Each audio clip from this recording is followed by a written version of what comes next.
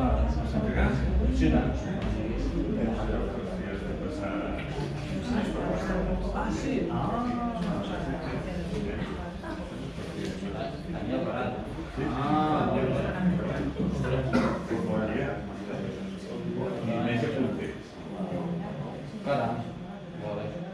Bé, bona tarda, si us engeguem, perquè em va dir que té molta teca a explicar i per tant aprofitem-ho.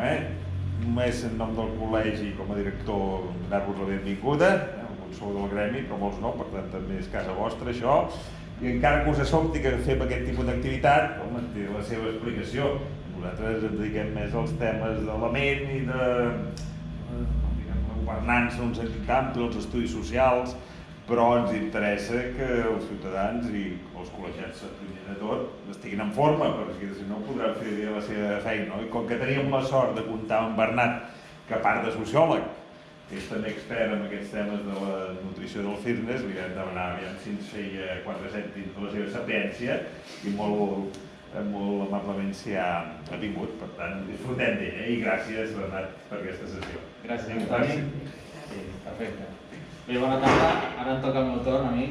Primer vull agrair gràcies a vosaltres per venir i en segon lloc especialment agrair al col·legi per oferir-me aquest espai perquè, com dèiem, fora d'aquest frame del que se suposa que s'emmarca el Col·legi de Politologia i Sociologia, doncs encabia aquesta temàtica que em fa molta il·lusió de presentar. A més, sempre té uns punts de connexió, sobretot des de la sociologia, almenys sempre hem pensat que és una mica una formació, una disciplina comodín, que es pot adaptar a molts àmbits, i elements com això, l'autogestió, fonaments teòrics, la part científica que comparteixen, tot i ser, diguem-ne, ciències diferents, sempre es poden trobar punts en comuns i això, com a pròpiament humans i cossos orgànics que tenim, doncs és interessant per al nostre desenvolupament. Molt bé.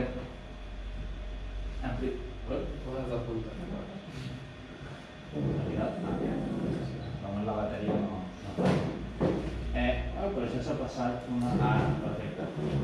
Això està vinculat també amb l'arrencada del que és Fitness Autònomo, que és un perfil que m'he fet simplement a Instagram i Facebook, on el que pretindré simplement és fer el que aquí estic fent, però en un continu, de simplement divulgar, sobretot, la gent que més en sap, que no tenen per què ser els més coneguts, malauradament, la gent que fa ciència, la gent que ho té, diguem-ne, tot més contrastat, apropar-ho al públic general, col·legiats aquí, però població en general, perquè és un sector, el del fitness i la nutrició, molt impregnat de màrquetings i, diguem-ne, soroll i, a més, diguem-ne, modes que no estan contrastades, que no acaben d'atorgar-nos, diguem-ne, a l'usuari final el coneixement bàsic de per què l'any 2000 aquest és el millor exercici per perdre greix o muscular i per què el 2005 és aquest altre, quin significat té això, amb quina base, o és fins i tot real explicar que hi ha algun exercici que fa perdre greix, ens deixa tots una mica pals de sec, i una mica aquí la pretensió és aquesta, tant avui intentar sentar unes bases senzilles i clares, com a través d'aquest canal anar oferint a la gent i anar oferint i divulgant aquest material. Per altra banda, també de caire personal, és el tercer punt, que això se suposa que pot assenyalar d'alguna manera, no m'arrisco, descriminalitzar les peses i els ferros, diguem-ne, entre cometes, peses com això, com les barres, llargament conegudes, molt antigues, molt vinculades a un perfil, molts cops, malauradament, vinculades a un perfil de masculinitat tradicional, de testosterona, de macho alfa, de molt llunyà a la dona o a la gent gran, sobretot, quan els beneficis que reporta això són són molt superiors en molts camps i no té ni el sexe ni l'edat, tenen com a molt, diguem-ne, la intensitat amb el que ens hi aproparem és el que potser varia, però no l'element en si. I llavors una mica lluitar contra aquesta criminalització d'aquests elements que estan, sembla, governats o representats per només un sector de gent que a vegades fa que altra gent ho trobi poc atractiu. La distribució bàsica de la sessió, intentaré tallar-me molt la llengua perquè parlo massa. Seran 2 blocs. El primer bloc, presentar el que serien les bases de nutrició i fer una mica de debat, preguntes, dubtes que tingueu, resoldre una mica, els que pugui respondre, si no intentar-vos dirigir. De fet, això ja...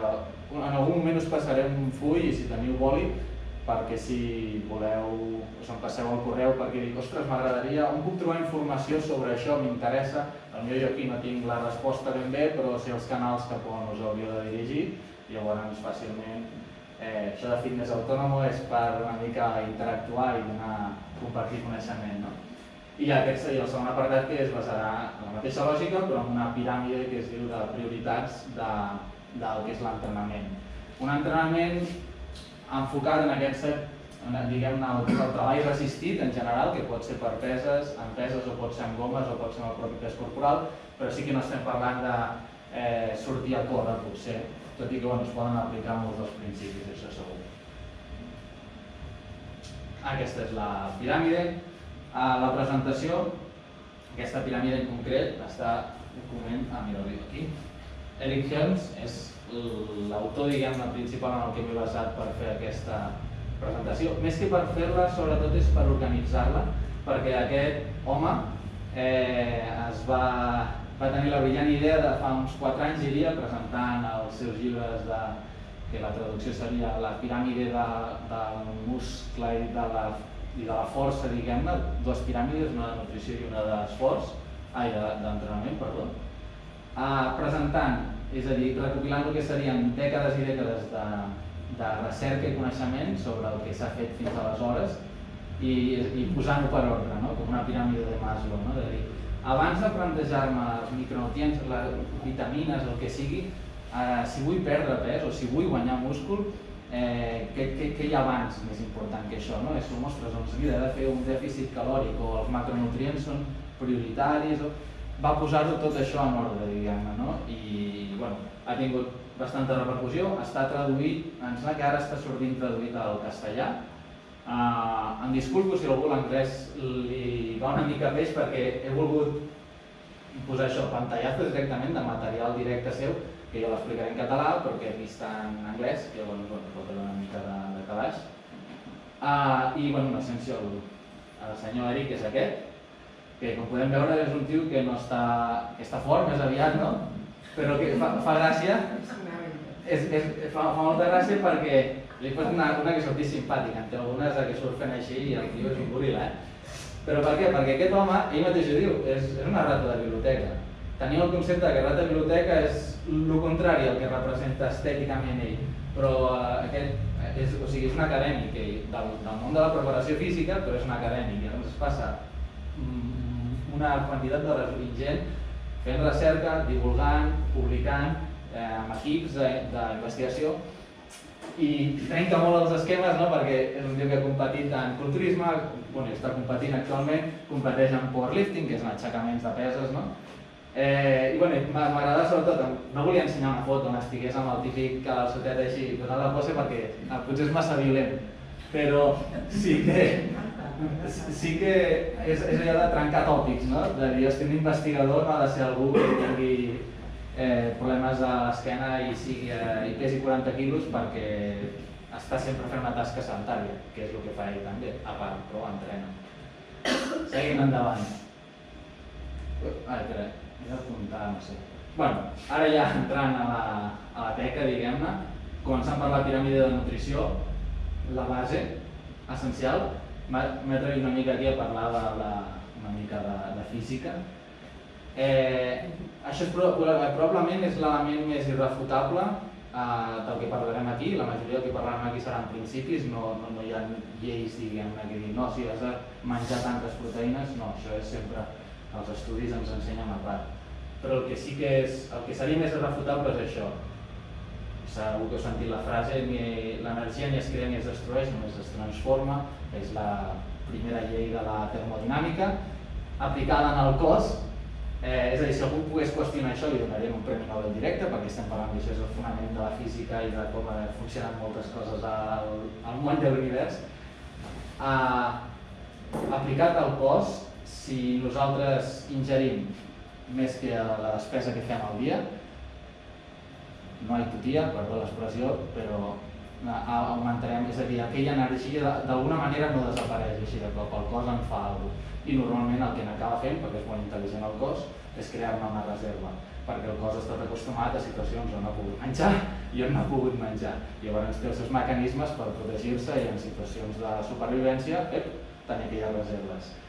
Per tant, si vull perdre pes, la base inqüestionable és que aquesta resta de la ingesta energètica menys la despesa energètica que faci sigui un número negatiu. Llavors, els números ja són entre un 10 i un 30% segons l'agressiva que sigui la dieta que fem, diguem-ne, segons també el context de cadascú, segons el nivell de greix que tinguem, segons l'experiència que tinguem, tot això ja es va detallant, però dins d'aquest marc ha de ser negativa. I el mateix en guanyar pes, que per ser concret, quan estem parlant de perdre pes, estem parlant idealment de perdre greix. Perdre pes a base de múscul, no, és un problema, és greu, pot suposar bastantes problemàtiques i és el que passa quan la gent que li passa gana, bàsicament, és una de les conseqüències bàsiques. I a la vegada guanyar pes estem parlant no de guanyar greix, sinó de guanyar múscul també. I és el mateix, però a la inversa, ingesta energètica menys despesa energètica, ha de entre un 10 i un 20% positiu, constant, reiterat, dia rere dia rere dia, igual amb el negatiu, dia rere dia, hem d'estar en el dèficit calòric o hem d'estar en el superàvit calòric. Això obre, o a mi m'agrada connectar-ho amb una dicotomia que no m'agrada gens, que és això del concepte del menjar bo o dolent, no? No hi ha cap, ningú pot ara venir aquí i dir-me sí, aquest menjar és dolent, és a dir, te'l prens i estàs perdent la vida, diguem-ne, o t'està fent mal directament a aquell cos, i estic incloent aquí McDonald's i el que vulgueu. Sí que podem parlar de que el menjar és calòricament dens o pobre, és a dir, que aporta moltes calories, i nutricionalment dens o pobre, és a dir, que aporta molts macronutrients o micronutrients o no, o pocs. I llavors és en aquest debat el que li diríem el menjar brossa seria el que és calòricament dens i nutricionalment pobre, serien aquests dos. Però tenim menjar saníssim com els fruits secs, que són calòricament densos i nutricionalment densos, però coi, si vull perdre pes hem de vigilar amb aquesta ingesta, perquè, com repeteixo, com que aquesta és la base, fàcilment em fan, diguem, el sac que tinc total de calories que puc ingerir aquell dia, me l'omple bastant fàcil, no? Llavors això, podem menjar tot el sac que vulguem, que com estiguem superant aquell límit d'ingesta, pujarem, estarem molt sants, plens de vitamines, plens de macronutrients, però pujarem de pes. Llavors m'agrada més quedar-nos amb aquesta concepció del menjar i no parlar del menjar dolent o menjar bo, sinó nutricionalment dens, calòricament dens, pobre, etc. No he comentat, o crec que no ho he comentat, tinc allà un parell de links, perquè aquesta presentació, si us interessa, us la puc passar, em passeu el vostre correu, en un full ho aportem tots i totes els que vulgueu. En concret allà, perquè no entrarem ara, simplement són dos estudis i altres que n'hi ha, però que hi ha dos en concret,